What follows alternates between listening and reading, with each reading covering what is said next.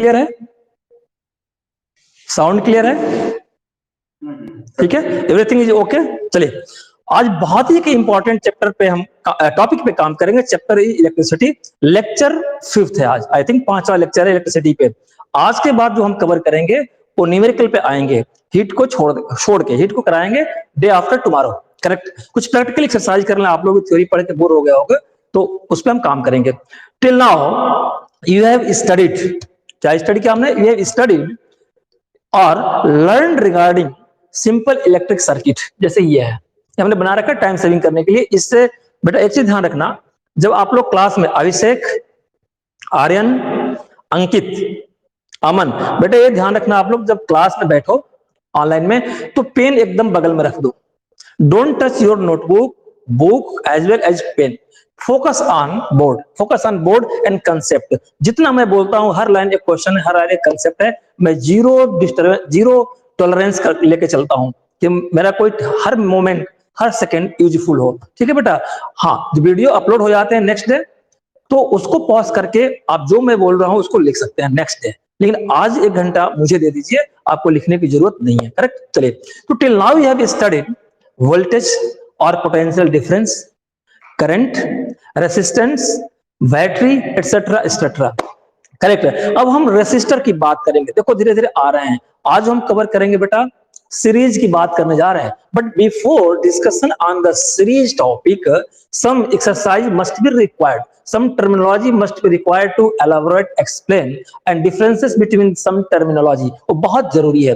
फिर उसके बाद हम एक ग्राफ सर्किट डिजाइन करेंगे, ये नहीं जो काम की सर्किट होगी, फिर धीरे धीरे अपने कोर टॉपिक पे आ जाएंगे। करेक्ट? चलिए, ये बहुत ही इंपॉर्टेंट है और 10th से लेकर के इंजीनियरिंग से लेकर के हर तरह के फिजिक्स में आने हैं। और मैं बेटा आप 10th मत समझो, जो आप पढ़ रहे हो 12th कवर हो जाएगा, डोंट वरी। और जो इस टॉपिक को मैं कराऊंगा इसमें तो सब कुछ कवर हो जाएगा आपका, हायर क्लासेस के लिए भी इतना अच्छा से लेके चलेंगे।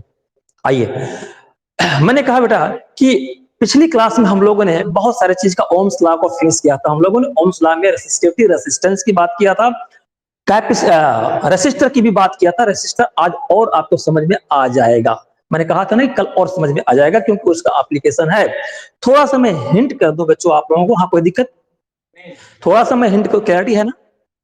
ठीक है, थोड़ा सा मैं हिंट कर दूं कि रेसिस्टेंस और रेसिस्टर एक ही तरह बोल देते हैं लोग, और क्यों ना एक लिमिट के बाद बात वही हो जाती है। देखो बेटा, रेसिस्टर एक इलेक्ट्रिकल डिवाइस है, उसमें करंट फ्लो, नाम रेसिस्टर है ना, तो ये मत सोचना कि रेसिस्टेंस है, करंट उसमें फ्लो करती है।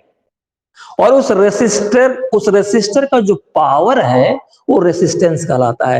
यानी कि जो रेसिस्टर डिवाइस अगर लगा है, अगर मैंने बताया था कुछ रेसिस्टर इस तरह के ही बने होते हैं, एग्जैक्ट फिगर नहीं ऐसे ही, तो ये रेसिस्टर है, इसमें सप्लाई जाएगी, इसमें सप्लाई जाएगी, करंट फ्लो करेगी। अब ये कितने पावर का है वो लिखी रहती है, ये 10 ओम इसका पावर। इसका मतलब ये रेसिस्टेंस, ये जो इतना बड़ा रेसिस्टर है ये कितना अपोज करेगा अपने पावर से? 10 ओम का रेसिस्टेंस लगाएगा। मेरी बातों पे ध्यान दीजिए, रेसिस्टर का रेसिस्टेंस होता है, रेसिस्टर का। तो हम बात करेंगे, रेसिस्टेंस तो कंडक्टर का भी होता है, जो हम आज कवर करने चल रहे हैं। एक रेसिस्टर एक इलेक्ट्रिकल डिवाइस है, ऐसे मिलता है मार्केट में, इसमें ब्लैक, रेड इस तरह के साइन लगे रहते हैं, कुछ तो उसके पावर लिखे होते हैं। ये 10 ओम लिखा है, इसका मतलब 10 ओम का रेसिस्टेंस, यानी अपोज करेगा किसको? फ्लो ऑफ इलेक्ट्रॉन, किसमें? इलेक्ट्रिकल सर्किट, इलेक्ट्रिकल वायर में, सर्किट में। करेक्ट? 20 ओम। ऐसे बेटा ये 10,000 ओम के भी पावर के होते हैं बड़े बड़े इंडस्ट्रीज में, जहां जितनी रिक्वायरमेंट है। तो ये क्या है? एक इलेक्ट्रिकल डिवाइस है, और इसके पावर, इसके फंक्शन को हम रेसिस्टेंस के रूप में जानते हैं। तो रेसिस्टेंस एक वर्ड है, कैरेक्टर भी है, और रेसिस्टर एक डिवाइस है, इलेक्ट्रिकल इक्विपमेंट है, छोटा सा है, जिसका नेचर ही है रेसिस्ट करना। बिल्कुल समझ में आई बात? चलिए अच्छा, आते हैं थोड़ा सा अब काम की बात करते हैं। Function of resistor is to oppose electrical current through it. इसके अंदर जो बनेगा उसको अपोज करेगा, और उसके पावर को ओम में लिखेंगे। करेक्ट? आइए लास्ट क्लास की थोड़ी सी बात कर लूं बेटा, कुछ चीजें मैं फटाफट बोल देता हूं, रिकैप हो जाएगा, बहुत ही इंपॉर्टेंट है। उसके बाद आते हैं इसी पे। मैं अगर आपसे कहूं कि वोल्ट मीटर, देखो इसको थोड़ा हम और डिजाइन कर लें, घबराना नहीं है। अच्छा, कंफ्यूजन दूर कर लो। अभी तक जितना पढ़ा आपने अप टू थर्ड लेक्चर, मैंने कहा कि अमीटर कहां ऐड किया, सर्किट में। करंट कहां से फ्लो हुई, प्लस से निकली, ठीक है। करंट फ्लो की, ये सब फ्लो करके एक करंट आके यहाँ आ गई। एक डाउट है कि करंट जहां से निकलती है उतने ही आकर के नेगेटिव टर्मिनल पे आती है, करेक्ट। और करंट का फ्लो इधर को होता है ना, करंट का फ्लो इधर को होता है। और इलेक्ट्रिकल फील्ड एक होता है, यहाँ पे जो प्लस प्लस होते हैं ना, ये आपस में रिपल्सन करके एक फील्ड क्रिएट करते हैं। तो ये कहा जाता है इलेक्ट्रिकल फील्ड किसका, प्लस टर्मिनल से। इलेक्ट्रिकल फील्ड का डायरेक्शन वही होगा जो करंट का होगा। देखिए करंट का डायरेक्शन ये है ना, इलेक्ट्रिकल फील्ड का भी डायरेक्शन वही है। इलेक्ट्रॉन का डायरेक्शन ये होगा, ये डिस्कस कर चुके हैं। बहुत कुछ बच्चों को कंफ्यूजन है, कंफ्यूजन कैसे है आई डोंट नो, लेकिन मैं कंफ्यूज नहीं हूं, इसलिए आपको कंफ्यूज नहीं करूंगा। बेटा ये हायर पोटेंशियल है और नेगेटिव लोअर पोटेंशियल है। इनफैक्ट कोई पोटेंशियल का यहाँ इश्यू नहीं है, एक कन्वेंशन है, माना गया है कि प्लस यहाँ पे ज्यादा होते हैं इसलिए हायर पोटेंशियल है। अब मैं कहूं कि ये दोनों मिलकर सेल बैटरी हो गए, तो बैटरी के अंदर भी एक फोर्स काम करता है। फिर से एक मैं नाम लूंगा यहाँ पे, बहुत इंपॉर्टेंट, इसको सेल भी कहते हैं बेटा, और इसको बैटरी भी। इंडिविजुअली है तो सेल या बैटरी भी कह सकते हो ना, बैटरी, या पावर हाउस भी कह सकते हो, या मेन सप्लाई, मेन सोर्स भी कह सकते हो। और एक वर्ड जो मैं बताना चाह रहा हूं, ईएमएफ, आपकी बुक में शायद नहीं है लेकिन ये जान लीजिए, हायर क्लास में मिलेगा।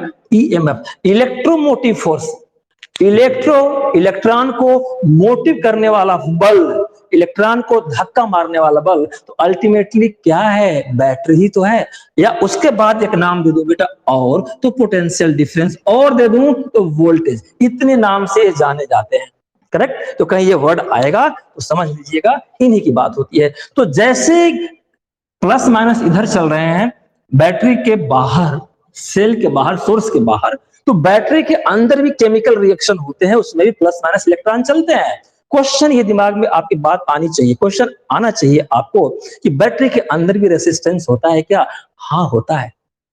जितना कम रेसिस्टेंस बैटरी का हो भाई, इलेक्ट्रॉन चलेगा, पॉजिटिव वाला प्रोटॉन रोकेगा तो रेसिस्टेंस है, लेकिन इलेक्ट्रॉन उसमें भारी पड़ता है तभी तो करंट फ्लो होती है।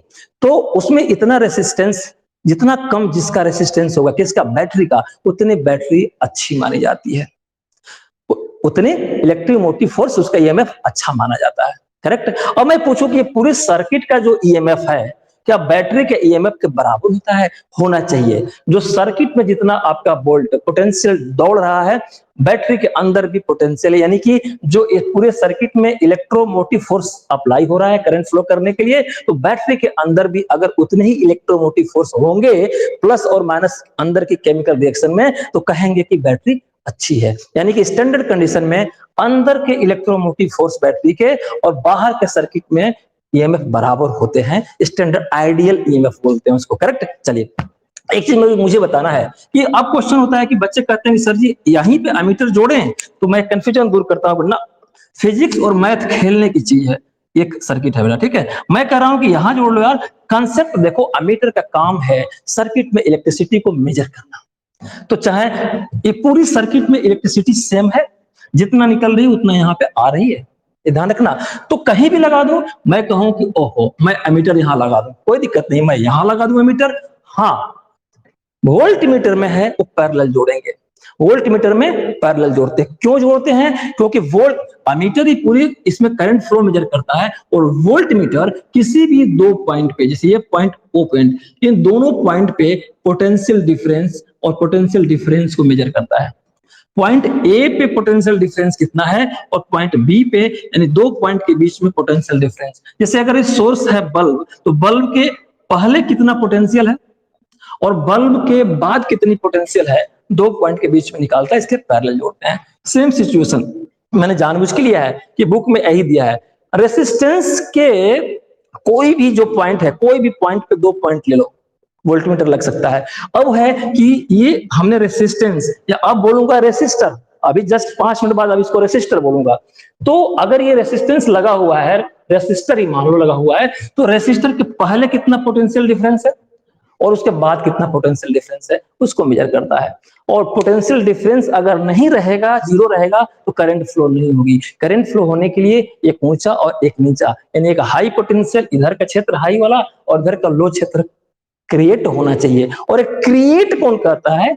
ये आपका सोर्स है ना। कैसे? ये पीछे बता चुका, डिप नहीं, मैं रिवाइज करा दे रहा हूं, अभी पीछे उतना डेप्थ में नहीं जाऊंगा। बेटा एक मैंने कहा कि वोल्ट मीटर का रेसिस्टेंस होता है, जो वोल्ट मीटर बनता है ना बेटा, ये वोल्ट मीटर, तो वोल्ट मीटर तो एक इक्विपमेंट डिवाइस है, इसके अंदर भी रेसिस्टेंस होता है। तो वोल्ट मीटर का काम क्या है? दो पॉइंट के बीच में पोटेंशियल डिफरेंस को मेजर करना, तो उसके अंदर भी रेसिस्टेंस है। अब मुझे ये बताओ, मुझे एक चीज बताओ, अमीटर लगा है ना, अमीटर में रेसिस्टेंस अमीटर के अंदर रेसिस्टेंस अगर मैं ज्यादा कर दूं तो उसका क्या होगा? ये जो इक्विपमेंट डिवाइस है ना, वो खुद को इलेक्ट्रिक फ्लो करने का विरोध करेगा।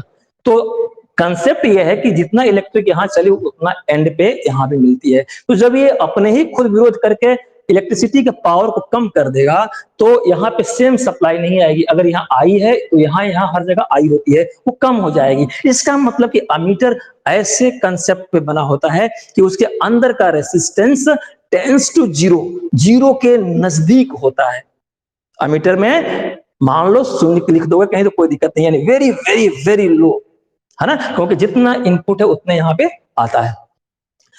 वोल्ट मीटर में, वोल्ट मीटर का क्या है बेटा? वोल्ट मीटर तो पैरेलल में जुड़ा हुआ है। वोल्ट मीटर का रेसिस्टेंस अगर ज्यादा हो जाएगा, वोल्ट मीटर का रेसिस्टेंस मान लो कम हो गया, कम हो गया, ध्यान रखना, अगर वोल्ट मीटर है, वोल्ट मीटर का ये आर है, अगर रेसिस्टेंस बढ़ा दूं तो क्या होगा? रेसिस्टेंस बढ़ने का मतलब ये हुआ कि ये अपने अंदर यहां से इलेक्ट्रिक जा रही है ना, ये अपने अंदर इलेक्ट्रिक के पास नहीं होने देगा। क्यों? देखो यहाँ वायर में नहीं, यहाँ लगा हुआ है। अगर करंट इधर बेटा जा रही है आई, और यहाँ पे भी आई आ रही है, तो अब करंट बटेगी ना, इधर करंट आएगी आई, और एक और करंट इधर चली जाएगी इसके अंदर। तो करंट यहाँ पे अगर इसका रेसिस्टेंस ज्यादा नहीं रहेगा तो ये भी बिजली खाएगा उतना। अपोज उनको, मतलब कि जो ये करंट यहाँ गई और इधर को डायरेक्शन में निकल गई, उसको फिर वापस नहीं भेजेगा। तो यहाँ पे आई के बराबर कैसे आएगा? यहां से बराबर कितना होगा? आई, है ना। जिससे मान लो कि 10 एम्पियर करंट भेजा, यहां तक कितना आई बेटा? 10 एम्पियर। मैं पेन बदल दूं, मान लो करंट यहां तक कितना आई? 10 एम्पियर, और इधर भी आना है 10 एम्पियर, करेक्ट, यहाँ भी 10 एम्पियर। अगर मान लो कुछ इधर करंट चली गई और इसमें रेसिस्टेंस अगर कम है तो करंट पास हो जाएगी ना, विरोध नहीं करेगा। तो मान लो इसका रेसिस्टेंस 1 ओम है, तो कम जितना रहेगा तो कुछ तो करंट मान लो 1 एम्पियर खा जाएगा अपने आप। तो 10 एम्पियर यहां से निकली और यहाँ 10 आनी चाहिए, तो अब ये 10 नहीं होगी, 10 माइनस 1 9, यानी जो यहां आएगी करंट जो बच जाएगी वो 9। तो ये कंसेप्ट ही गलत हो जाएगा। इसलिए पूछा जाता है क्वेश्चन कि वोल्ट मीटर का रेसिस्टेंस कैसा होना चाहिए? बहुत बहुत हाई होना चाहिए, ताकि करंट अपने अंदर ले ही ना, सबको वापस कर दे। जितना 10 आया इधर एक भी ना ऑब्जर्व करे, लेके चला आया। आइडियल कंडीशन ऐसा नहीं है, कुछ तो ले ही लेता है, लेकिन मैं 9.999 भी आ जाएगी तो 10 मान लेंगे। एकदम हठधर्मिता नहीं करनी है कि नहीं नहीं बिल्कुल नहीं लेता, ऐसा कोई डिवाइस बना ही नहीं है जिसमें बिल्कुल रेसिस्टेंस इलेक्ट्रॉन के अगेंस्ट एटम लगाता ही ना हो, लेकिन वो आइडियल लगता है उसमें हाई। अब मान लो मैंने कहा कि इसका रेसिस्टेंस ज्यादा हो गया तो ये करंट बहुत ही कम लेगा, लेकिन अगर इसका रेसिस्टेंस को बेटा डाउन कर दोगे तो करंट को मतलब करंट को एब्जॉर्ब करने लगेगा। तो करंट एब्जॉर्ब करोगे तो आउटपुट के रूप में निगेटिव टर्मिनल पर सेम करंट नहीं आएगी। यानी घर के तार में कहीं वायर में कंडक्टर में एक जगह करंट भेजे तो दूसरे एंड पे बहुत डाउन होके जाएगी करंट। ये बात समझ आ गई? चल एक छोटा सा कंसेप्ट था मैंने दे दिया। सुपर कंडक्टर की बात मैंने कहा था कि सबसे ज्यादा रेसिस्टिविटी यानी रेसिस्टेंस बिल्कुल जीरो के बराबर होता है किसमें? सुपर कंडक्टर में। तभी तो इलेक्ट्रॉन बिल्कुल नॉन स्टॉप दौड़ते। इसका मतलब क्या निकला? इसका मतलब क्या निकला? मतलब ये निकला कि जो इलेक्ट्रॉन है बेटा सुपर कंडक्टर में, वो अपनी एनर्जी को लूज नहीं करता। एक ऐसा कंडक्टर, एक ऐसा तार, एक वैसा सोर्स सप्लाई को पास करने वाली व्यवस्था जिसमें इलेक्ट्रॉन के अगेंस्ट कोई फोर्स ना लगे, रेसिस्टेंस ना लगे। तो इसका मतलब कि किसी एटम से टकराएगा नहीं। जब टकराएगा नहीं तो अपनी एनर्जी लूज नहीं करेगा, तो जितने एनर्जी से चला उतने एनर्जी में अंत तक जाएगा। तो सुपर कंडक्टर में बेटा एक बार इलेक्ट्रिक दे देते हैं ना, तो बार बार पोटेंशियल डिफरेंस इसमें देना नहीं पड़ता है, बार बार बैटरी का कंजम्पशन नहीं होता। बैटरी एक बार सर्किट में लाइट घुमा दी, सुपर कंप्यूटर में चलती रहती है, अगर सोर्स कट भी कर दो। बात समझ में आएगी ना। तो सुपर कंप्यूटर में क्या करना है कि इलेक्ट्रॉन अपनी एनर्जी को लूज नहीं करता है, यानी कि किसमें, थर्मल में। मैंने कहा कि सुपर कंप्यूटर में electron not losing energy to thermal energy. Thermal energy के रूप मतलब गर्म। गर्म कब होगा, जब रेसिस्टेंस लगेगा। रेसिस्टेंस तो लग ही नहीं रहा उस सुपर कंडक्टर में, तो थर्मल मतलब गर्म एनर्जी नहीं बनाएगा, यानी कि इलेक्ट्रॉन अपनी एनर्जी को लूज नहीं करेगा। ठीक है, चलिए अभी बहुत सी बातें करनी थी, लेकिन उतना अब रिकैप नहीं करूंगा बेटा। एक चीज और बता देता हूं, आपके घर में बल्ब अब नहीं जलता होगा, मैं मान के चलता हूं, एलईडी जलती होगी। मैं पूछता हूं, अब मैं पूछूंगा कंडक्टर बोले तो ओमिक कंडक्टर। जो बच्चे नए जुड़े होंगे और लास्ट के तीनों लेक्चर देखेंगे तभी मजा है पढ़ने का बेटा। मेरी क्लास डिसकंटिन्यू कर देने पे मजा बेकार हो जाता है, फिर नेक्स्ट लेक्चर से ही, नेक्स्ट चैप्टर से ही पढ़ने में फायदा है। मैं पूछूं कि बल्ब ओमिक है कि नॉन ओमिक है? Non ohmic. ओमिक में क्या होता है, रेसिस्टेंस कम होते हैं, लेकिन बल्ब जलता किससे, अपने हीट से। हीट कैसे निकलेगी, जितना रेसिस्टेंस ज्यादा होगा तो उतने टेम्परेचर क्रिएट करेगा। तो ओम्स लॉ में टेम्परेचर को क्या माना गया था, कांस्टेंट, और रेसिस्टेंस को कांस्टेंट माना गया था। तो जितना जितना बल्ब बड़ा लोगे, जितना पावर का, उतना तेज जलता है, तो हीट एनर्जी पे काम करता है। और रेसिस्टेंस तो वो ओमिक नहीं है, नॉन ओमिक है। ऐसे ही अब कन्वर्ट हो गई एलईडी, तो एलईडी भी नॉन ओमिक है। ओमिक कंडक्टर, उस पर ओम्स लॉ फॉलो अप नहीं होते, एज इट इज। ये बात समझ में आ गई। चलिए आते हैं अपने चैप्टर पे, अभी मिटाता हूं। अब हम पढ़ने चल रहे हैं बेटा, किसी को कोई दिक्कत? अभी सब लोग जुड़े हुए हैं? अंकित, आर्यन और क्या नाम है उनका? अच्छा चलिए कोई बात नहीं बेटा। अब मैं बात करूं कि डिफरेंस, हाँ तो मैंने कहा कि रेसिस्टेंस ऑफ रेसिस्टर किस पे डिपेंड करता है बेटा? और रेसिस्टर, अब भूल जाइए रेसिस्टेंस पे लूंगा, और रेसिस्टर। ठीक है, तो रेसिस्टर का रेसिस्टेंस किस पे डिपेंड करता हूं? रेसिस्टेंस भी बोल रहा हूं, रेसिस्टर भी बोल रहा हूं। तो रेसिस्टर में सप्लाई फुल होती है ना, कंडक्टर है। तो रेसिस्टर में रेसिस्टेंस यानी कि विरोध किस पे डिपेंड करता है? मटेरियल की क्वालिटी पे और उसके शेप पे। कल बताया था ना, मोटा पतला क्रॉस सेक्शनल एरिया और मटेरियल की क्वालिटी। ठीक है, और रेसिस्टिंग यानी कि जितना रेसिस्टर में रेसिस्टिंग बढ़ेगी, तो कैसे पता चलेगा कि कितना रेसिस्टिविटी इसकी ज्यादा है, कितने पावर का है? और रेसिस्टर जो इलेक्ट्रिकल डिवाइस छोटा सा होता है ना, उस पर लिखा रहता है, रेड से लिखा रहेगा, ब्लू से, ब्लैक से लिखा रहता है। उस पर नहीं भी लिखा रहता है तो कुछ कलरफुल साइन उस पर बने होते हैं, इससे पता चल जाता है। करेक्ट। आइए, रेसिस्टेंस और रेसिस्टर में डिफरेंस क्या, ये क्वेश्चन आता है, जरा समझ लीजिए। मैं बोल देता हूं भी या फिर लिख भी देता हूं। करेक्ट। आइए फटाफट, ये आपको नोट नहीं करना है, टाइम वेस्ट नहीं करना है, वीडियो जब अपलोड हो जाएगी पॉज करके कर लीजिएगा। रेसिस्टेंस और रेसिस्टर, ये कैसे प्रेजेंटेशन करना है? दोनों में TOR है, दोनों में क्या डिफरेंस है? रेसिस्टेंस को जो मैंने अभी तक 4th लेक्चर तक मैंने बोला था, तो रेसिस्टेंस को क्या बोला था? एक प्रॉपर्टी ऑफ कंडक्टर है, अपोज करना। Property of conductor, property of conductor to oppose, किसका अपोज? आगे लिख लीजिएगा, फ्लो ऑफ इलेक्ट्रॉन्स। ठीक है, इसमें क्या लिखेंगे? ये प्रॉपर्टी नहीं है इसमें, ये तो इलेक्ट्रिकल कंपोनेंट है सर्किट का। ये बताया था ना भी कि उसको रेसिस्टेंस ऐसे बनाया था, तो अब हम उसको रेसिस्टर की बात करेंगे। तो सर्किट का कंपोनेंट है, एन इलेक्ट्रिकल कंपोनेंट किसका? सर्किट का। तो एन इलेक्ट्रिकल, ये दिख रहा है, विजिबिलिटी सही है बेटा? कंपोनेंट, इलेक्ट्रिकल कंपोनेंट है।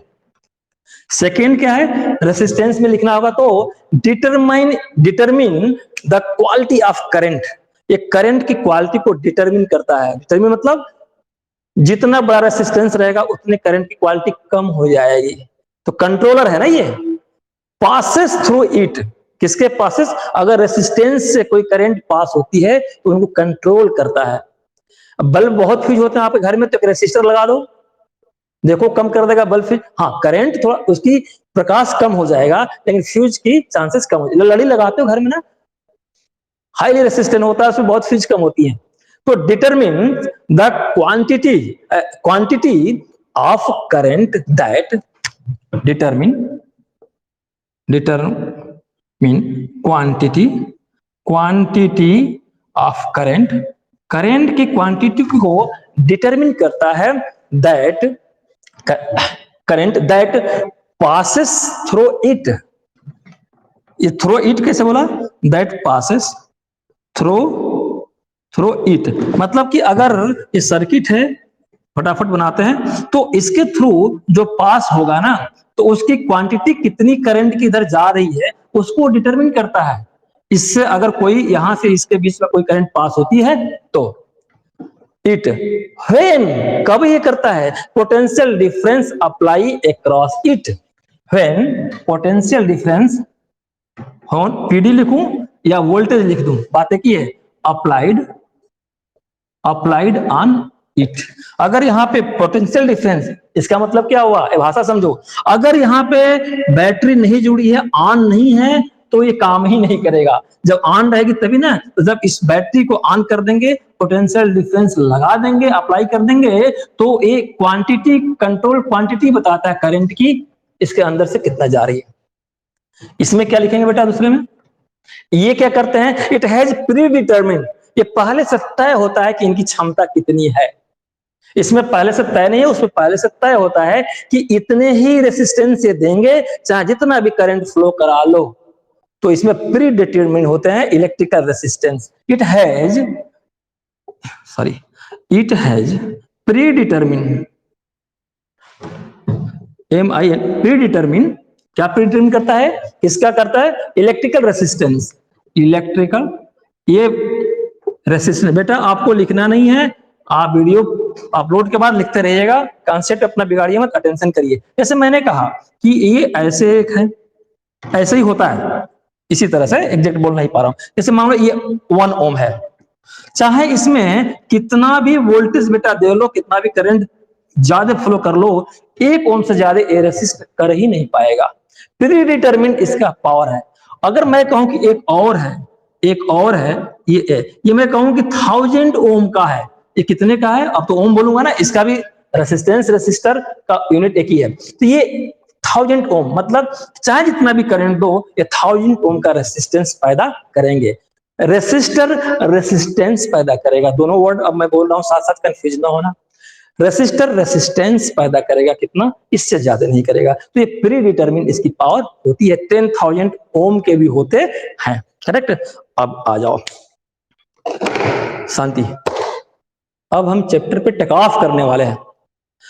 अब बताओ कि सिस्टम ऑफ रेसिस्टेंस, आपके बुक में एनसीईआरटी में दिया है resistance of A system of resistor, पढ़ने चल रहे हैं, आपकी बुक में दिया है। तो अगर बताओ बेटा, रेसिस्टर नहीं पढ़ाता, मैं बार बार कहता हूं कि जो टॉपिक पढ़ते हो उस हेडिंग का लिटरल मीनिंग अगर जान जाओगे तो आधा तो ऐसे ही उसका मीनिंग आपको क्लियर हो जाएगी, नहीं तो आप रटते रहेंगे। तो मैं कहूं कि आपका चैप्टर का टॉपिक का नाम है resistance of system of resistor. Resistance of system of resistor.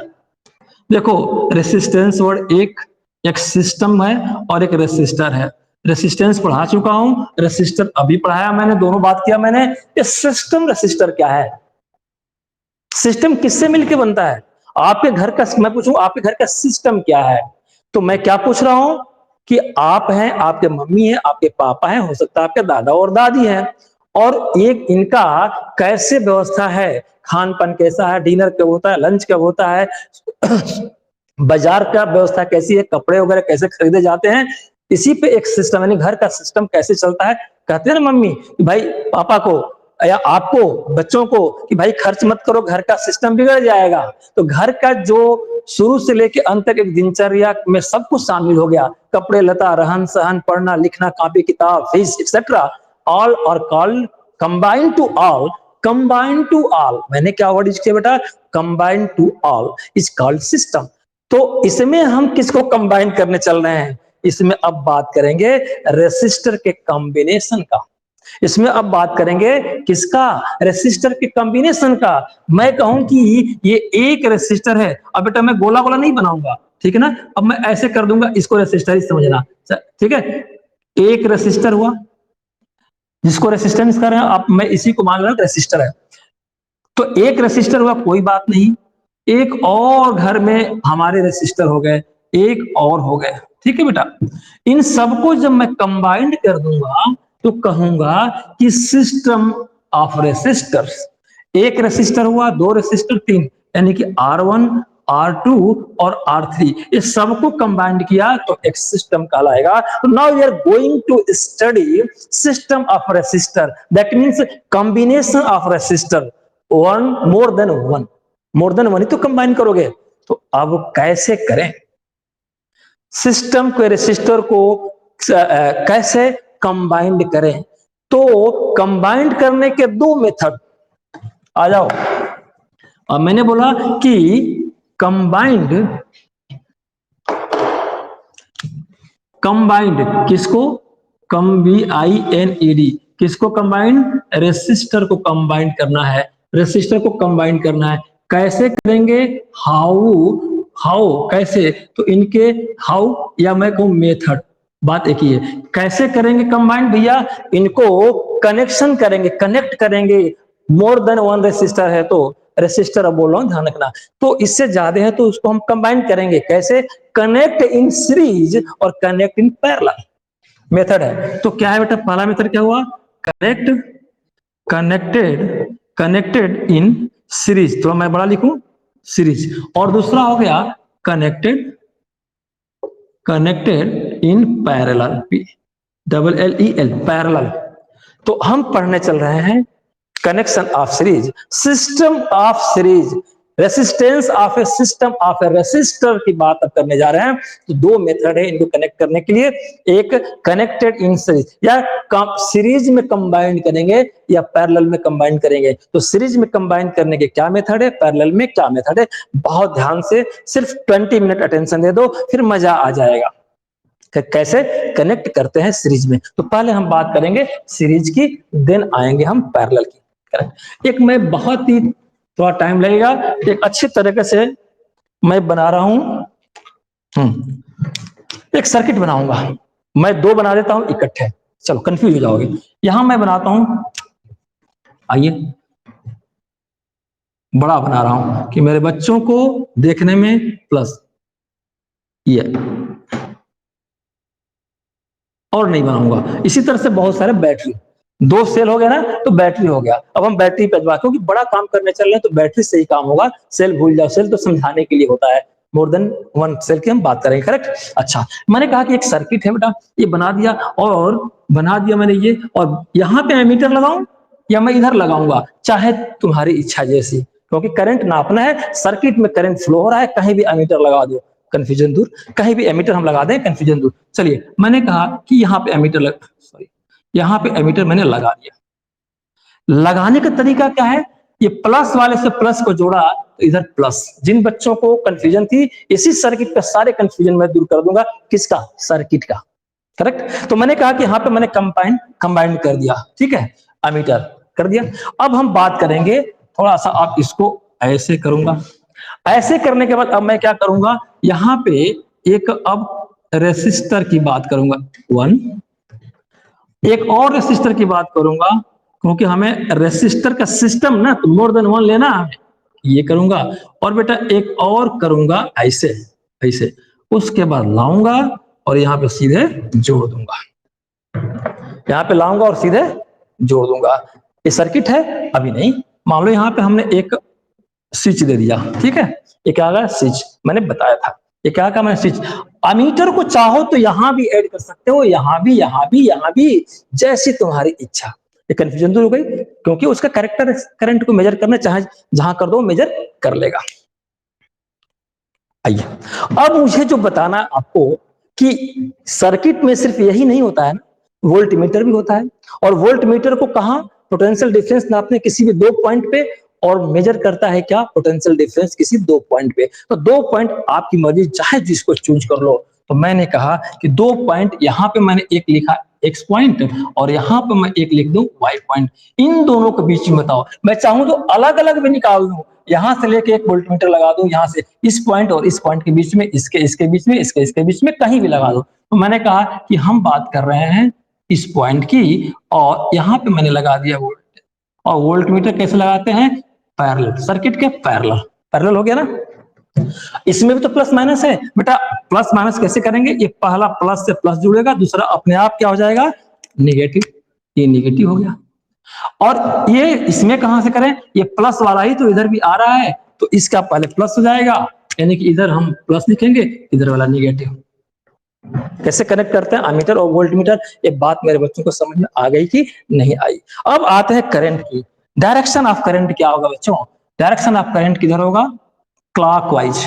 Convention है, जो बच्चे आज जुड़े होंगे वो मेरे सारे लेक्चर देखेंगे तो मजा आएगा। एक कन्वेंशन है, पुराने बच्चों को पता है। करंट का कैरेक्टर है कि जितना यहां से निकली उतना ही यहाँ पे, इतना यहीं पे, और उतना ही इधर आई, इतना भी इधर आई, यहाँ पे भी यही इतनी ही सप्लाई आ गई। और करंट पॉजिटिव क्लॉकवाइज चलता है, बट इलेक्ट्रॉन जो कारण है वो इधर चलते हैं। कैसे क्या होता है वो बहुत डिस्कस किए हैं, अब इसमें हमें माथापच्ची करना नहीं है। अच्छा, ये क्या मैंने जोड़ा है बेटा? ये रेसिस्टर जोड़ा है। इन रेसिस्टर को मैं नाम दे दूं कितने? पहला रेसिस्टर R1, दूसरा है R2 या रेसिस्टेंस, तीसरा है R3। रेसिस्टर का भी कैरेक्टर है अपोज करना, और रेसिस्टेंस का भी अपोज करना। डिफरेंस सिर्फ इतनी ही है कि एक में पावर पता नहीं है और रेसिस्टर में पहले से प्रीडिटरमिनेट पावर दे दिया जाता है, तो पावर रेसिस्टेंस का ही दिया जाता है। तो कोई बच्चा रेसिस्टर रेसिस्टेंस एक भी बोल दे तो बहुत कोई गुनाह नहीं कर दिया। फर्क क्या है वो मैं बता चुका हूं। करेक्ट? आइए मजा लेते हैं जरा। अब मैं पूछूं कि पॉइंट एक्स और वाई है, एक्स और वाई है, तो एक्स और वाई के बीच में पोटेंशियल डिफरेंस कितना होगा? कौन मेंटेन करेगा? यहां पोटेंशियल डिफरेंस मेंटेन बाई, तो मैं लिखता हूं, थोड़ा एंजॉय करिए, पीडी मेंटेन। मेंटेन, ये पीडी मेंटेन कौन करता है बेटा? वोल्ट। बैटरी में कह दूं, battery, source, cell, power house, main supply, जो तुम्हारी इच्छा है। और एक्स और वाई किसके बीच में बेटा? X to Y. और एक्स टू, ये दिख रहा है यहां पे, एक्स टू वाई के बीच में, एक्स टू वाई के बीच में करंट का पोजीशन क्या है? करंट की पोजीशन क्या है? करंट यानी कि आई विल बी सेम। ये क्या लिखा मैंने? यहां से जो करंट आई निकली ना बेटा, तो यहां पे भी आई ही रहेगी। रेड से किया तो रेड कर दूं। जो करंट या 10 एम्पियर निकली तो यहां भी 10 एम्पियर, यानी कि आई यहां भी 10 एम्पियर, यहां भी 10 एम्पियर, और यहां भी सेम, यहां भी सेम, यहां भी सेम। मैं ये कहना चाह रहा हूं, यानी कि अगर रेसिस्टर सीरीज में जुड़े हो मेरे बच्चे, तो करंट एंड टू एंड या स्टार्टिंग टू एंड कितना होगा? सेम होगी। लेकिन पोटेंशियल डिफरेंस सेम नहीं होगा, है ना? बैटरी सेम तो, लेकिन पोटेंशियल डिफरेंस की बात करेंगे अभी, सॉरी पोटेंशियल डिफरेंस की बात करेंगे, तो करंट तो बात यहां फ्लो की। और मैं पूछूं कि रेसिस्टेंस कैसा होगा, तो current will be same in all the resistor. ये इसमें तो होगा ही, इसमें भी करंट सेम, इसमें भी करंट सेम, इसमें भी करंट सेम। अगर ऐसा ना होता, ये रेसिस्टर कुछ अपने में ऑब्जर्व कर लेते, तो आई निकला तो यहाँ आई ना आता, कुछ कम I-1 आ जाता फॉर एग्जाम्पल। इसका मतलब हुआ कि सीरीज में रेसिस्टर जुड़े हों तो जो करंट यहाँ है, यहाँ है, यहाँ है, वो सब एक ही होगी। तो मैं लिख सकता हूं क्या कि हर जगह करंट कितनी है? I1, I2, I3 नहीं, I। बात समझ में आई? अच्छा, एक्स से वाई के बीच में पोटेंशियल डिफरेंस बैटरी मेंटेन करती है और करंट हर जगह सेम होता है। ये बात आ गई ना? तो मैं सबके लिए आई लिख दूं, चलो अभी लिख के बताऊंगा। एक्स और वाई के बीच में I will be same in all resistor. ये ऑब्जर्व नहीं करेंगे, 10 है तो 10 ही करेंगे, 10 ही इसमें 10 ही, इसका मतलब कि ऑब्जर्व नहीं करेंगे। ये करेक्ट, ठीक है, ये बात आ गई। अच्छा, इसका मतलब क्या हुआ? तो बदलेगा क्या? पोटेंशियल बदलेगा, डिफरेंस बी। क्यों? ये रेसिस्टर यहाँ वोल्टेज लगाया हो ना, पैरेलल में जोड़े हम इसको, तो करंट सब में बराबर होगी बेटा, लेकिन वोल्टेज यहाँ पे अलग अलग होगा। वोल्ट मीटर किसी दो पॉइंट के बीच के पोटेंशियल डिफरेंस को मेजर करता है। तो पॉइंट मैं कहूं, एक ये पॉइंट इस रेसिस्टर के लिए, तो यहाँ वोल्टेज अलग, यहाँ पोटेंशियल डिफरेंस या वोल्टेज अलग, यहाँ पोटेंशियल डिफरेंस या वोल्टेज अलग। लेकिन V1 V2 V3 मैं कर दूं, लेकिन सबको मिलाएंगे तो टोटली इसमें जितना पोटेंशियल डिफरेंस होगा, अगर इसका पोटेंशियल बैटरी का पावर V है 12 वोल्ट है, तो इसमें कुछ और होगा, कुछ और होगा, कुछ और होगा, लेकिन सबके वोल्टेज को जोड़ देंगे तो 12 वोल्ट के बराबर आ जाएगा। ये कहने का मतलब है।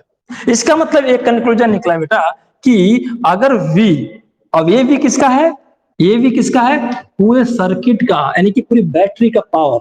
अगर ये वोल्टेज, यानी कि ईएमएफ की बात भी कर रहा हूं, अगर ये मैं, ठीक है, माना कि यहाँ पे वोल्टेज कुछ और है, यहाँ पे वोल्टेज या पोटेंशियल V1 है, V2 है, और यहाँ पे V3 है, लेकिन ये मैं सबको जोड़ दूंगा ना, तो ये V1 plus V2 plus V3 ये किसके बराबर आ जाएंगे, इसके बराबर। अगर ये 12 वोल्ट की बैटरी है तो इसमें इतने इतने जितने भी जो भी आए, आई डोंट नो, लेकिन सबको मिला करके कर देंगे तो 12 वोल्ट ही आएगा। एक छोर से दूसरे छोर तक टोटल वोल्टेज इक्वल होता है अलग अलग रेसिस्टर में यूज वोल्टेज के, क्योंकि दो पॉइंट, इस पॉइंट के बीच में भी है, पॉइंट का देखें, इसके बीच में V और इसके V1 V2 और इसके बीच में, बात समझ आ गई ना ये। अच्छा, अब थोड़ा सा याद करो, पिछले लेक्चर में ओम्स लॉ को याद कर लो या भूल गए। यहाँ पे एक नोट करना है बेटा, नोट आप वीडियो को पॉज करके लिख लीजिए, टाइम नहीं है मेरे पास लिखने का अभी फिलहाल, लंबा हो जाएगा।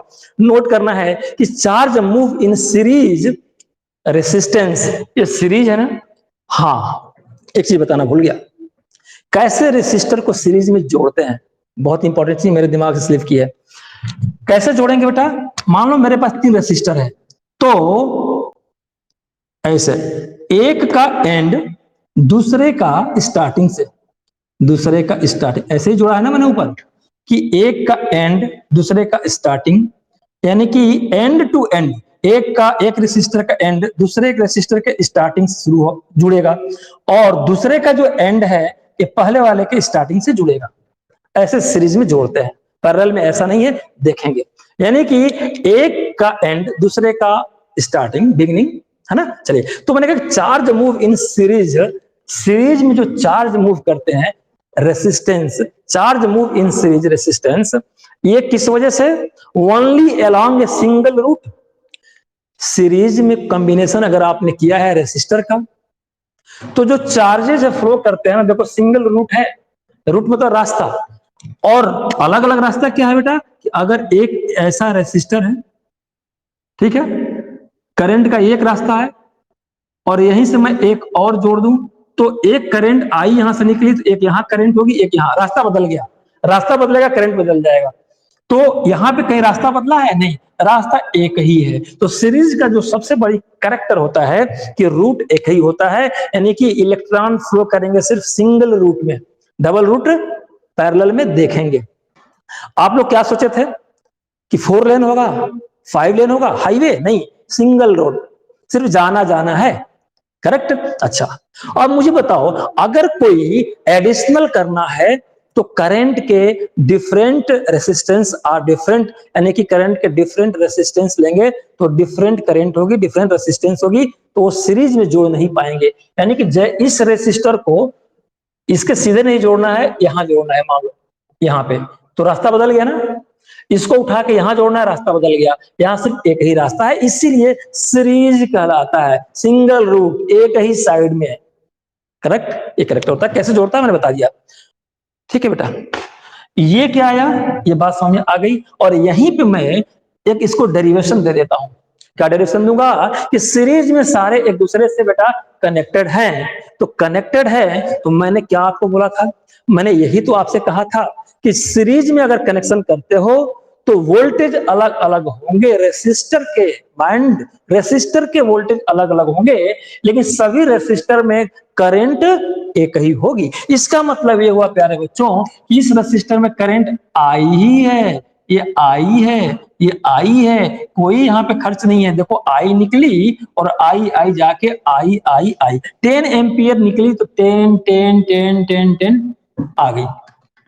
तो अब देख लो वोल्टेज बदलता है सीरीज में। अब दो चीजें याद रखना कि सीरीज में एक का एंड दूसरे का स्टार्टिंग से जुड़ा होगा और सीरीज में सभी रेसिस्टर में करंट सेम होगा, लेकिन अलग अलग रेसिस्टर में पोटेंशियल डिफरेंस अलग अलग होगा। क्यों होगा? क्योंकि वो दो पॉइंट के बीच में निकाला जाता है, तो इनका कुछ और इनका कुछ और। तो सीरीज में वोल्टेज बदलेंगे, पोटेंशियल डिफरेंस अलग अलग होंगे सभी रेसिस्टर के इंडिविजुअली, लेकिन करंट सबके सेम होगी। करेक्ट? तो एक फार्मूला बनता है, जरा देखना बेटा। ओम्स लॉ की बात मैंने किया, फिर से रिवाइज कर दूं कि सीरीज में current for all but potential difference is different. ठीक है बेटा? आइए, तो मैंने कहा कि ओम्स लॉ पढ़े थे ना बच्चों, तो जरा देखो क्या क्या था। V equal to I R नहीं पढ़ा था क्या? अगर मैं V किसका है? पोटेंशियल डिफरेंस पूरे सर्किट का, तो पूरे सर्किट की एक आई और पूरे सर्किट का एक आर। ठीक, तो V equal to I into R. अच्छा, अब बताओ इसका मैं निकालूं, इसका निकालूं V, तो क्या बोलेंगे? तो यहां V1 हो जाए। ये दिख रहा है बेटा? यहां दिख रहा है? यहां दिख रहा है? यहां तक दिख रहा है? अच्छा, तो दिख रहा है। इसका मैं अगर निकालूं तो आई तो सेम है, इसमें आई आई रहेगा, R1 हो जाएगा और ये क्या हो जाएगा बेटा? V1। अगर इसका मैं निकालूं तो ऐसे ही V2 आई R2। इसका अगर मैं निकालूं, क्या निकालूं? पोटेंशियल डिफरेंस, तो V3 equal to I R3।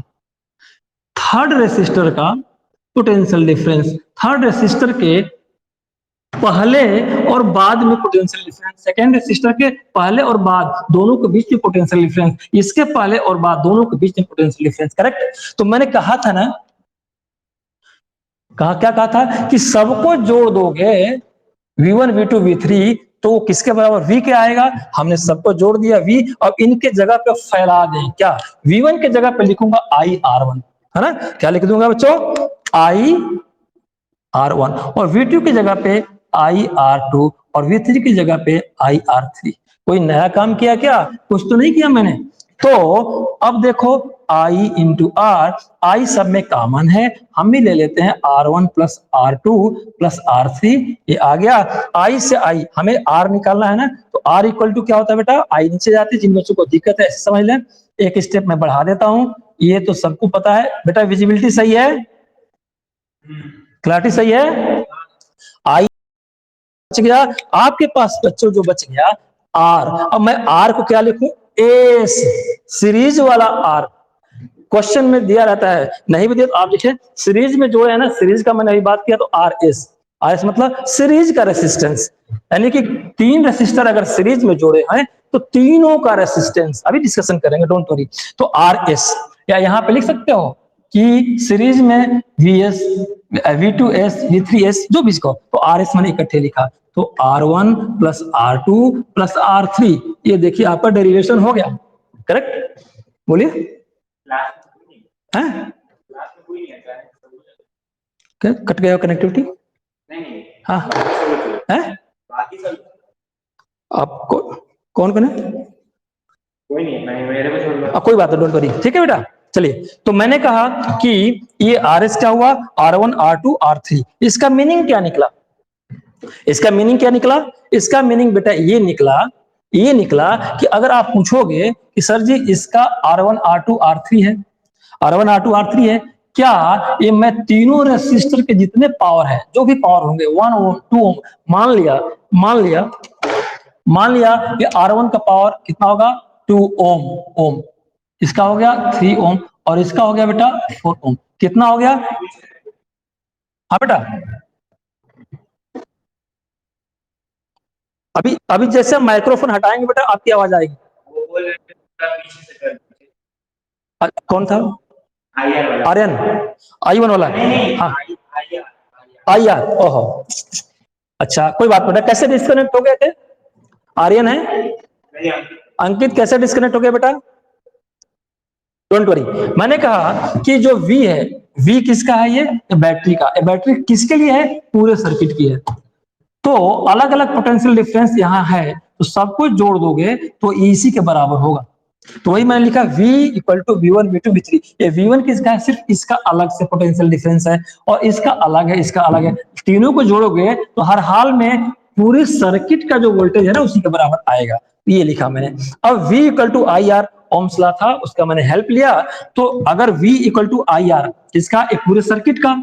अब इसका मैं ओम्स लॉ पे लगाऊंगा तो आई आर वन हो जाएगा, V1 I R one, V2 I R two, V3 I R three. इन तीनों को जोड़ दिया मैंने, आई कॉमन ले लिया, आर की वैल्यू यहाँ आ गई। इसका इंटरप्रिटेशन बहुत इंपॉर्टेंट है, इसकी व्याख्या बहुत इंपॉर्टेंट है। सॉल्व करना तो आसान है, सब कुछ जोड़ लिया। ये क्या निकला बेटा? आपके दिमाग में प्रश्न आना चाहिए। क्या प्रश्न आना चाहिए कि सर ये तीन रेसिस्टेंस, एग्जांपल के लिए ये 2 ओम का है, ये 3 ओम का है, ये 4 ओम का है, तो R1 R2 R3 यही फार्मूला आया। मान लो वही एग्जांपल ले लो, तो R1 मैंने क्या लिया? 2 ओम, और R3 के 2 के लिए 3 ओम, और इसको क्या लिया बेटा मैंने? 4 ओम। सबको जोड़ दिया। ओम ओम बार बार लिखने की जरूरत नहीं है, आप चाहो तो सबको जोड़ के 1 ओम ऐसे लिख दोगे। तो मुझे कितना मिला? 2 3 5 और 9, यानी कि 9 ओम। यानी कि net resistance of entire circuit कितना हुआ? 9 ओम। तो आप पूछोगे कि सर जी इन तीनों को अलग अलग है, इन तीनों को छोड़ के क्या एक ऐसा मैं रेसिस्टर लगा सकता हूं जो 9 ओम का हो? तो उतने ही काम करेगा ना। फिर से पूछोगे कि सर ये 3 रेसिस्टर 2 3 और 7 4 ओम के लगाए हैं, क्या तीनों के जगह पे एक रेसिस्टर लगा दूं जो तीनों का बराबर काम करे? मैंने कहा कि हाँ, यही तो इसका मतलब है कि जो अलग अलग निकाले हो R1 R2 ना, इन सब के जगह पे एक R यानी कि 2 3 4 यानी 9 ओम का। तो ये देखो ये 2 ओम है, 3 ओम है, 4 ओम है, चारों को हटाओ, तीनों को हटाओ और एक ही 9 ओम का लगा दो, तो आपका सर्किट कैसा हो जाएगा बेटा? शॉर्टकट में बना रहा हूं। अब यहाँ पे रेसिस्टर जो एक लगेगा वो कितने का लगेगा? 9 ओम का। अभी तक क्या लगाए थे? 2 ओम, 3 ओम, 4 ओम, एग्जांपल लिया है, और भी हो सकता है। तो अब इनको हटाओ, एक 9 ओम का लगा दो, और अगर 12 वोल्ट की बैटरी है मान लो, तो 12 वोल्ट का सप्लाई ये देगी। तो यही इसका सीरीज का पढ़ने का मतलब है कि सभी रेसिस्टर की कैपेसिटी के बराबर एक ही रेसिस्टर लगा देंगे तो वो उतने ही काम करेगा जितना कि तीनों अलग अलग मिलके रेसिस्टेंस पैदा करते थे। फिर से क्या निकला एसेंस इसका? कि तीनों जितना मिल करके रेसिस्टेंस अलग अलग पैदा करते थे किसमें? सर्किट में, उतना 9 ओम का लगा देंगे तो बराबर ही रेसिस्टेंस क्रिएट करेगा। कौन करेगा? रेसिस्टर। बात समझ में आ गई ना?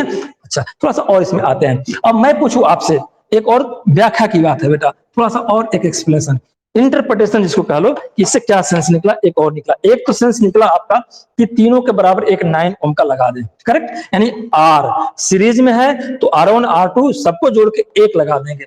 इसका एक और व्याख्या निकली कि जो आर आएगा ना, जैसे मैंने कहा कि 9 ओम आया था ना, ये क्या आया था? 9 ओम। तो जो 9 ओम आएगा ये बड़ा वाला RS आएगा, यानी कि पूरे सर्किट का सीरीज का एक 9 ओम। 9 ओम जो भी आएगा ना, जो अलग अलग कैपेसिटी रेसिस्टेंस के जितने रेसिस्टर थे उनके जो बड़ा वाला होगा उससे भी बड़ा होगा। देखो ये 2 ओम है, ये 3 ओम है और 4 ओम है। सबसे बड़ा रेसिस्टर कौन है रेसिस्टेंस वाला?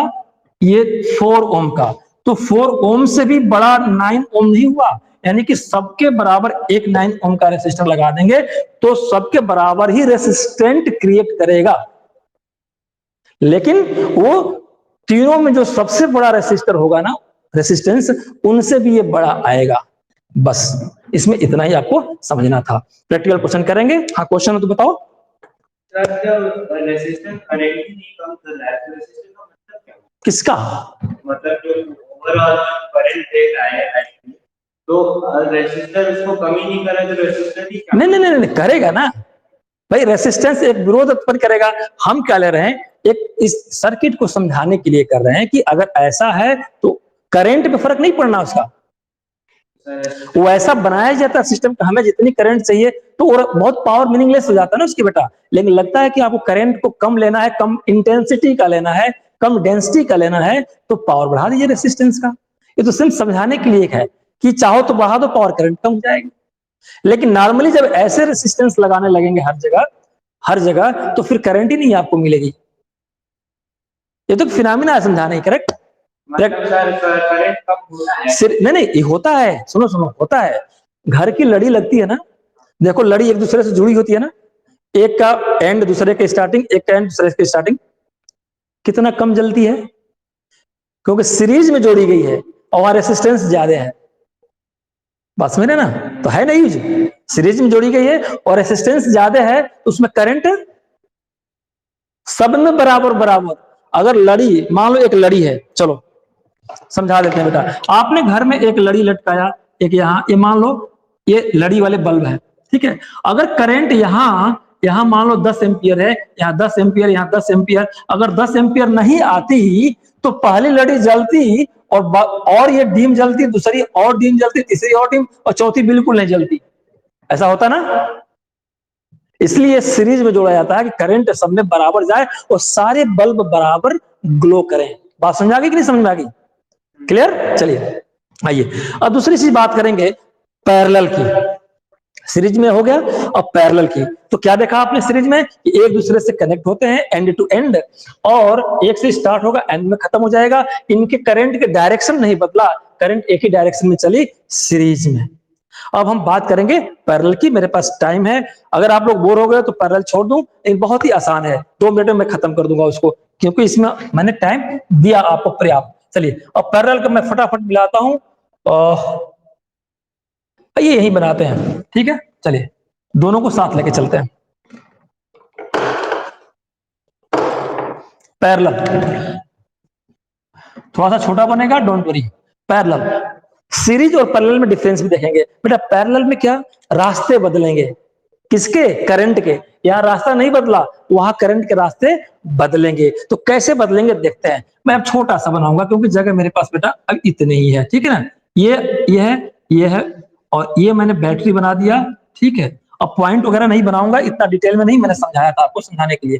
चलो एक एमीटर तो यहाँ लगा ही दें, ठीक है।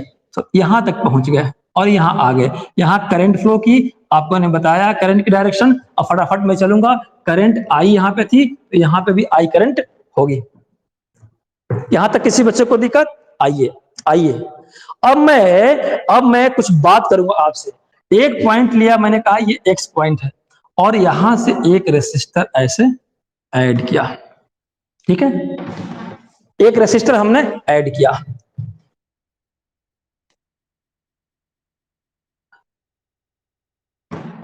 रेसिस्टर मैंने ऐड किया ऐसे, ठीक है ना। यहां पे करंट का पाथ बदला नहीं बदला, तो करंट बराबर गई। यहां पे पैरेलल में ये रेसिस्टर जो यहां जोड़े है ना, दूसरा वाला, इसके पैरेलल कैसे जुड़ सकता है कोई? कैसे जुड़ सकता है पैरेलल बेटा? जब वो इस तरह का हो, ये पैरेलल हो गया ना, ऐसे ऐसे, और यहां पे, और तीसरा कोई रेसिस्टर है तो पैरेलल कैसे होगा? ऐसे, ये सिर्फ होगा तो कहेंगे पैरेलल है। लेकिन साइंस के लैंग्वेज में पैरेलल क्या है? जैसे फिजिक्स के लैंग्वेज में, इलेक्ट्रिसिटी के लैंग्वेज में कहा कि करंट का पाथ नहीं बदला तो सीरीज, और यहाँ करंट का पाथ बदल गया किसी 2 पॉइंट पे, तो मैंने कहा कि ये पैरेलल हो गया। तो पहचानो कैसे सीरीज और पैरेलल को? पाथ से। करंट यहाँ बटी नहीं, देखो यहाँ करंट बट गई। यहां तक तो बेटा आई करंट आई, मैं रेड से कर दूं, आई करंट आई है। यहाँ कितना करंट आई, यहाँ भी आई और यहाँ भी आई, यहां तक तो आई। और इसके बाद 3 रास्ते हो गए, एक सीधा रास्ता, एक इधर रास्ता, एक इधर रास्ता। लेकिन स्टार्टिंग पॉइंट तीनों का एक है और मिलने का पॉइंट भी तीनों का एक है। जिस सीरीज में, जिस कनेक्शन में स्टार्टिंग पॉइंट सारे रेसिस्टर के एक हो और मीटिंग पॉइंट एक हो, तो वो कहेंगे कि पैरेलल में जुड़े हैं, है ना। एंड टू एंड नहीं जुड़े हैं। देखो इसका एंड इसके पहले से जुड़ा है, इसका एंड इसके पहले से, इसका एंड किसी से जुड़ा है क्या? नहीं, यहां से स्टार्ट हुआ, यहां खत्म हो गया। तो इसका एंड किसी और से आगे जुड़ा है क्या? पीछे नहीं आता, ये आगे जुड़ा है क्या? नहीं। इसका एंड यहाँ, इसका स्टार्टिंग यहाँ है, एंड यहाँ है। इसका एंड किसी के स्टार्टिंग से जुड़ा है? नहीं। इसका स्टार्टिंग किसी के एंड जुड़ा है क्या? नहीं। तो पैरेलल के ये कैरेक्टर होते हैं, ठीक। ध्यान देना, पहले में मैंने बताया कि करंट सब में एक होती है। क्या यहाँ पे 3 रास्ते हो गए तो करंट का रास्ता नहीं बदला क्या? बदला। तो रास्ते बदलते हैं तो करंट के रास्ते बदलते हैं तो करंट बढ़ती है, रास्ते नहीं बदलते हैं तो करंट नहीं बढ़ती है। अगर यहां से 10 एम्पियर का करंट पास करेंगे तो इनमें कुछ और होगी, इसमें कुछ और, इसमें कुछ और, हाँ सबको जोड़ देंगे तो लास्ट में जो आएगी वो बराबरी होगी। करेक्ट। तो मैंने कहा कि करंट यहां तो आई हो गई या यहां पे आई हो गई, लेकिन मुझे इस दो पॉइंट के बीच में जब करंट निकालना होगा तो क्या आई ही रहेगी? क्या 10 एम्पियर का अगर चली, यहां तक 10 एम्पियर आया, मैं इसके और इसके बीच में निकालना चाहता हूं करंट फ्लो इस रेसिस्टर में कितना हुआ, तो क्या 10 ही हो जाएगा? क्या नहीं, ये तो 3 टुकड़े में बट गया, इसमें कम होगा, इसमें कुछ और, इसमें कुछ, लेकिन हाँ तीनों को जोड़ देंगे तो फिर 10 के बराबर हो जाएगा। ये मैं समझाने की कोशिश कर रहा हूं, बात समझ आई? तो कितना और कैसे ये कैलकुलेट इसमें करना है। तो ज्वाइंट बिटवीन 2 पॉइंट, ये ज्वाइंट बिटवीन 2 पॉइंट है ना। स्टार्टिंग सारे एक से, सभी के स्टार्टिंग एक होंगे और सभी के एंड एक होंगे, तो कहेंगे सभी मतलब सारे के, तो कहेंगे कि वो पैरेलल कॉम्बिनेशन है। करेक्ट। ये तो आ गया अंतर। जो इंपॉर्टेंट पॉइंट है, मुझे एमीटर को बताया बेटा, जैसे एमीटर यहाँ पे एमीटर कहीं भी जोड़ दोगे। रेसिस्टर जब लगा है तो वोल्टमीटर की बात होगी ना, बिना वोल्टमीटर के कैसे काम चलेगा? तो वोल्टमीटर कहाँ, पॉइंट टू पॉइंट कहां से जोड़े? इसका पॉइंट एक है ना, यहां से मैंने वोल्टमीटर जोड़ दिया, ये लो जोड़ दिया। अब आ जाओ बेटा जरा समझो, वोल्टमीटर मैंने यहाँ पे जोड़ दिया, देखो ध्यान से देखो, यहाँ पे ये इंडिपेंडेंट था, इससे जुड़ा था, यहाँ जुड़ा था, तो यहाँ पे वोल्टेज अलग, यहाँ वोल्टेज अलग, यहाँ वोल्टेज अलग। यहाँ तो बेटा ये दो पॉइंट के बीच में तो ये सारे के सारे आ गए ना। फिर से यहाँ पे देखो, यहाँ पे अलग था, यहाँ पे अलग था, यहाँ पे अलग था, और पॉइंट जिसके बीच में मैंने वोल्टमीटर लगाया था यहां से लेके यहाँ थे, तो यहां से यहाँ के बीच में 3 पॉइंट था ना, तो तीनों का अलग अलग वोल्टमीटर पोटेंशियल डिफरेंस हुआ।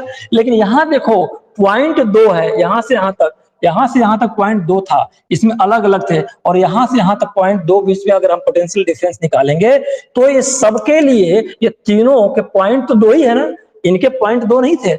इसका पॉइंट एक पॉइंट ये, इसका एक ये, इसका एक ये, तो 3 पॉइंट, तो 3 तरह के potential difference V1 V2 V3। यहाँ पे तो सिर्फ एक ही पॉइंट है, ये तीनों के लिए एक पॉइंट ये है, और एंड पॉइंट तीनों का एक ही है। तो क्या तीनों में पोटेंशियल डिफरेंस अलग होगा कि एक ही होगा? यहाँ पे एक ही होगा, क्योंकि पॉइंट ही दोनों, तीनों का पॉइंट एक ही है, स्टार्टिंग भी एक ही है और एंड भी एक ही है, यहाँ पे अलग अलग थे। तो वोल्टेज कितना होगा? मैं बोलूं कि पोटेंशियल डिफरेंस यहाँ कितना होगा? जो यहां होगा वही यहां होगा, जो यहां होगा वही यहां होगा। तो पैरेलल में हमारे पास क्या हो गया बेटा? जो पोटेंशियल डिफरेंस है एक ही होगा। बदलेगा क्या? रेसिस्टेंस तो अलग अलग होगा, कोई दिक्कत नहीं है। फिर ये तो R1 इसका हाई है, रेसिस्टर अलग है, इसमें 3 रेसिस्टर है, लेकिन मेरे पास जो यहाँ पे V होगा वहां पे V, यहाँ पे V क्यों भी मैंने अभी आपको एक्सप्लेन किया, कामा कल के अलग कर लेते हैं।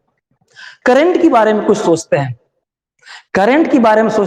क्या करंट एक ही होगा? नहीं, यहाँ पे एक इसलिए था कि रास्ता एक था, यहाँ पे रास्ते 3 हैं, तो करंट क्या होगा बेटा? करंट आपके 3 होंगे। यहाँ पे जो किसके बीच में, इसके बीच में जो करंट होगा, ये इसके बीच में जो करंट होगा बेटा, ये आई 3 टुकड़े में टूटेगा। ये जो आई है ना, जो मेन आ रही है, ये 3 टुकड़े में जाएगा, एक इधर, एक इस रास्ते पे, एक इस रास्ते पे, ये तो इस रास्ते पे I1, इस रास्ते पे I2 और इस पे I3। इसका मतलब इस पॉइंट और इस पॉइंट, यानी इस रेसिस्टर में, R1 रेसिस्टर में कितना करंट होगा? I1। R2 में कितना होगा? I2। और इसमें कितना होगा बेटा? I3। लेकिन यहां से 3 रास्ते करंट के हुए, तीनों में अलग अलग, लेकिन तीनों करंट को जब जोड़ोगे ना बेटा तो ये I के बराबर आएगा। रास्ते अलग हुए लेकिन फिर मिल करके एक हो गए। तो सीरीज और पैरेलल में अंतर आया, सीरीज में एक रास्ता और पैरेलल में अलग अलग रास्ते। तो एक रास्ता एक करंट, अलग अलग रास्ते में करंट बढ़ती है तो अलग अलग करंट होंगे, लेकिन सभी एक जगह मिल करके फिर एक भाई बन करके एक ताकत कर लेंगे। यहां पे बात समझ आई? ये बात समझ आई। और हम कैसे, अब मेरा उद्देश्य क्या है कि जैसे कहा कि सर ये तीनों को फेंको, एक लगाओ, कितने पावर का मुझे बताओ। मैंने कहा कि इतने पावर का, तीनों को जोड़ के इतने का। तो क्या पैरेलल में भी इसको तीनों को फेंक दें और कहोगे कि सर एक बताओ कि एक कितना पावर का रेसिस्टर लगाऊं? क्या बोलेंगे? तीनों के जगह पे एक रेसिस्टर कितने ओम का लगा दूं जो तीनों के बराबर एक ही काम कर दे, ये पूरे सर्किट में रेसिस्टेंस का काम कर दे। बात समझ में आई? लैंग्वेज समझ में आई? तो कैसे? आइए यहां पे डिराइव इसका सेम है, डिराइव इसका बहुत आसान है, जैसे इसका मैंने किया वैसे इसका करूंगा। आइए जैसे मैंने कहा कि यहां पे क्या सेम है, क्या सेम है? यहां पे मैंने बोला कि पोटेंशियल डिफरेंस तीनों का। क्यों सेम है? मैंने दिखाया करंट अलग अलग है ना, यहां पे जो अलग अलग था उसको मैंने लिया था। यहां पे वोल्ट मीटर अलग अलग था तो V equal to V1 V2। यहां पे करंट अलग अलग है तो I equal to I1 plus I2 plus I3 लेंगे। दिमाग में फॉर्मूला कैसे डिराइव करेंगे? जो बट रहा है उसी को लेकर के डिराइव करेंगे। यहां पे वोल्टेज अलग अलग था तो सब मिलाकर के एक वोल्टेज, तो डिराइव करने का बेस मैंने वोल्टेज माना था जो अलग अलग था। यहां पे करंट बट रही है तो इसको सिद्ध करने के लिए फार्मूले को, करंट को मैंने बेस माना, तो I1 I2 I3। Ohm's law यहां पे भी लगाएंगे बेटा, V equal to I R होता है कि नहीं होता है? R होता है कि नहीं होता है? तो आपको I की जगह पे यहां पे क्या लिखना होगा? V upon R। तो यहां पे क्या लिखेंगे? यहां पे बड़ी वाली I को लिखेंगे V अपन R, और ये इसी तरह से इसके लिए क्या हो जाएगा? V1 अपन I1, सॉरी V अपन I1 और V अपन R, ये पूरे सर्किट का हो गया। अब मैं अलग अलग करंट की बात करूं, इसमें कितना बेटा I रहेगा इस वाले में? तो कहोगे कि सर V तो सेम रहेगा और I1 इंटू R1, यही कहोगे ना, I1 इंटू R1। तो मैं पूछूं यहां पे कि इसमें करंट कितना है, तो I1 कहोगे ना बेटा, दिख रहा है ऊपर थोड़ा सा नीचे। अच्छा चलिए मैं पूछूं कि इसमें बताओ जो ये पहला रेसिस्टर है, तो मैं कहूंगा कि जैसे पूरे का I equal to V upon R हो गया, तो I1 में V तो सब में सेम होगा और R की जगह पे यहाँ पे R1, और यहाँ पे V अपान R की जगह पे R2, और ये V अपान R की जगह पे R3। बेटा उसी से V इक्वल टू IR तो पूरे सर्किट का था। अगर इसका मैं पूछूं तो V equal to V equal to I1 और इंटू R, ये पहले का। तो यहां से मैं कहूं कि R निकाल दीजिए तो V अपान I, या मैं कह दूं कि यहाँ पे I निकाल दीजिए, I1 निकाल दीजिए, तो I1 निकाला आपने तो यार नीचे जाएगा V अपान R1, सॉरी R1 ना, R1, ये R1 के लिए है तो R1 यही है ना। तो मैंने सीधे सीधे लिख दिया कि पहले के लिए V अपन R1, दूसरे के लिए I2 जिसमें जा रही है उसमें कितना है V अपन R2, और तीसरे में V अपन R3। ये कोई दिक्कत बेटा? किसी को कोई प्रॉब्लम नहीं? प्रॉब्लम आते हैं। देखो क्या कॉमन है, ये तीनों में कॉमन क्या है। और एक चीज बता दूं बेटा, जैसे मैंने लिखा RS, यानी कि R किसको भी RS बिलोंग, कहीं लिखा होगा RS तो समझ लेना कि सीरीज वाले का रेसिस्टेंस, उसी तरह से ये R किसका है? P, पैरेलल वाले का रेसिस्टेंस। करेक्ट, पैरेलल RP लिखा होगा तो समझ लेना कि ये रेसिस्टेंस दिया है ना, कई सारे रेसिस्टर होंगे जो पैरेलल में जुड़े होंगे, उनका एक रेसिस्टेंस RP है, यानी कि पैरेलल वाले का ये है। कैसे? अच्छा तो बेटा V अपान, तो मैं इधर जगह ले लेता हूं, V upon RP equal to, इसमें क्या कॉमन है? ऊपर V कॉमन है ना, बोलो है। तो मैं V कॉमन ले लूं, V से डिवाइड करूंगा तो बीच में क्या बचेगा? 1 अपन R2, यहां उसी तरह से 1 अपन R3। यस और नो? यस। और ये कैंसिल हो गए, दोनों तरफ V है, तो आपके पास क्या बचा? आपके पास क्या बचा बेटा? 1 अपन RP इक्वल टू 1 अपन R1 प्लस 1 अपन R2 प्लस 1 अपन R3। ये क्या निकला? तीनों, एक मिनट, एक स्टेप और आगे बढ़ा लेते हैं, सॉरी। पैरेलल में जोड़ने के लिए ऐसे, आपको तो एक रेसिस्टेंस है ना, तो 1 अपन RP नहीं चाहिए, RP चाहिए। तो बेटा इसका एलसीएम ले लो, इसका एलसीएम ले लेंगे, इसका एलसीएम निकाल लेंगे। अगर 2 रहेगा तो 2 3, तो इसका एलसीएम निकालोगे तो क्या होगा? R1 into R2 into R3। ठीक है, R1 से R1 कैंसिल, यहाँ R2 R3 प्लस इस तरह का बनेंगे। तो इस तरह से आप इसको सॉल्व कर लेंगे। तो बेस क्या बना आपको, उसको लोग ट्रिक कहते हैं, ट्रिक नहीं है, इतने पे छोड़ते हैं। ठीक है, अब मैं कहूं इसी को लेते हैं कि R1 2 है। अब यहां जरा बेटा दिमाग यहां लगाओ, आप जगह नहीं है मेरे पास। अगर मैं कहूं कि R1 2 है, तो मैं निकालना चाह रहा हूं पूरे इस पैरेलल सीरीज का तीनों के बराबर एक रेसिस्टर जिसका रेसिस्टेंस सबके बराबर काम कर दे। तो ये आरपी मतलब इसका R1, अगर मान लो इसका यही R1 रहे 2, तो यहाँ 1/2 हो जाएगा ना पहले के लिए। अगर इसका भी 3 है तो दूसरे के लिए 1/3 हो जाएगा, प्लस 1/3, तो और मैं दूर लिख दूं प्लस 1/3। और अगर मान लो इसका इस रेसिस्टर का भी 4 है, तो ये 4 नीचे है ना, सॉरी ये 1 हो गया ना, 2 हो गया, 3 हो गया, 4। अच्छा, तीसरे के लिए कितना है बेटा, ये तीसरे के लिए 4, तो तीसरे के लिए क्या है 1/R3, यानी R की जगह में 4 आएगा ना, तो 1/4। एलसीएम ले ले, हाँ चलिए कोई बात नहीं, ठीक है उल्टी आए कोई बात नहीं। तो कितना एलसीएम हो जाएगा बेटा यहाँ पे, 24 ले लूं या 12 ले लूं, 12 लेता हूं, है 12 एलसीएम लिया। तो 2 से डिवाइड करेंगे 12 को तो कितना आएगा 6, और 3 से डिवाइड करेंगे 4 को तो कितना हो जाएगा 4, और 4 से करेंगे 3, और 3 1 जा करेंगे तो 3। इसका मतलब यहाँ पे आगे बढ़ाता हूं कामा दे करके 1/RP, ये नीचे दिख रहा है थोड़ा सा। अच्छा, तो मैं इसको कहां से चलूं, इसको मिटाता हूं, इसको मिटाना ही पड़ेगा। ठीक है, ये थोड़ा ऊपर लिख देता हूं, करेक्ट।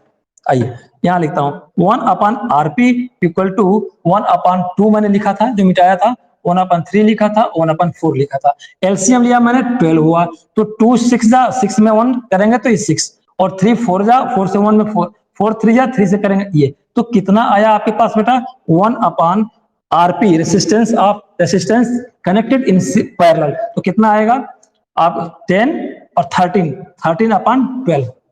आपको क्या चाहिए आरपी, पूरा सबका मिलाकर के तीनों के बराबर एक रेसिस्टर बताओ जिसका रेसिस्टेंस इस सबके रेसिस्टेंस के बराबर हो जाए, जिसकी कैपेसिटी।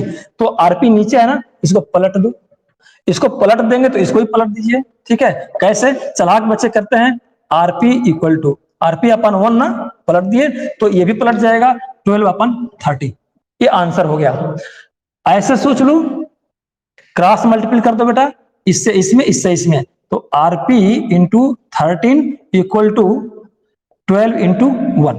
तो हमको चाहिए RP, तो ये आया ये 12/13। ठीक है, इसका मतलब क्या निकला, इसका मतलब निकला कि तीनों के अलग अलग जो पावर है ना रेसिस्टर का, रेसिस्टेंस के रूप में, ओम के रूप में, तो तीनों को हटा दो, तीनों को हटा करके एक रेसिस्टर हम इतने पावर का ला देंगे जो 12/13 ओम का रेसिस्टेंस पैदा करेगा। अभी तक देखो रेसिस्टेंस कितना करता था पैदा, 2 का, ये कितना करता था 3 का, ये कितना 4 था। ये सबको हटा देंगे तो पैरेलल में जोड़ना होगा, तो सबको हटा करके एक कैपेसिटर ऐसा लगाएंगे, एक रेसिस्टेंस ऐसा लगाएंगे, एक कैपेसिटर ऐसा लगाएंगे जो कितने पावर का होगा, कितने ओम का होगा, इतने ओम का होगा। ठीक है, तो इसका यूनिट लिखना ना भूलिए, यूनिट बहुत जरूरी है, ओम, इतने ओम का। ठीक है, तो ये रहा पैरेलल का यूनिट, नहीं भूलना आपको। ठीक है बेटा, ये रहा किसका, पैरेलल की कहानी। पैरेलल में क्या देखा आपने कि resistance are directly wired together one side and सभी दूसरे साइड पे मिलते हैं, और सारे के सारे तीनों रेसिस्टेंस 4 5 भी सकते हैं, सब में पोटेंशियल डिफरेंस वोल्टेज एक ही होगा। क्यों होगा मैंने बता दिया। करंट जो बहती है इसमें सेम नहीं बहती, क्योंकि धारा दिशा एक रहेगी तो धारा एक तरफ जाएगी, दिशाएं बदलेगी तो धाराएं बदल जाएंगी। सबके रेसिस्टर की दिशा बदली है इसलिए धारा बदली है। और parallel circuit are current divided, parallel में करंट बट जाती है ना, ये बात रही। तो न्यूमेरिकल को कैसे सॉल्व करना है ये आगे हम देखेंगे कल के लेक्चर में। और जो लास्ट में इसको ना, इसी को ट्रिक के रूप में कर देते हैं, इसी को ट्रिक के रूप में कर दें। कैसे, सभी को जोड़ दो और एलसीएम ले लो, कोई ट्रिक नहीं होता है, आपको ट्रिक पे नहीं जाना है। अब जैसे मैंने कहा कि इसमें जो टोटल एक रेसिस्टेंस आएगा उस सीरीज में सभी जो सबसे बड़ा होगा उससे भी बड़ा आएगा। लेकिन इसमें क्या होगा, इसमें क्या होगा, इसमें से जो सबसे बड़ा होगा सबसे बड़ा कौन सा है बेटा इसमें? इसमें जो सबसे छोटा होगा, सबसे छोटा कौन सा है इसमें? 2 ओम का पहला। तो ये आएगा जो इसका नेट आएगा वो सबसे छोटा वाला से भी छोटा आएगा।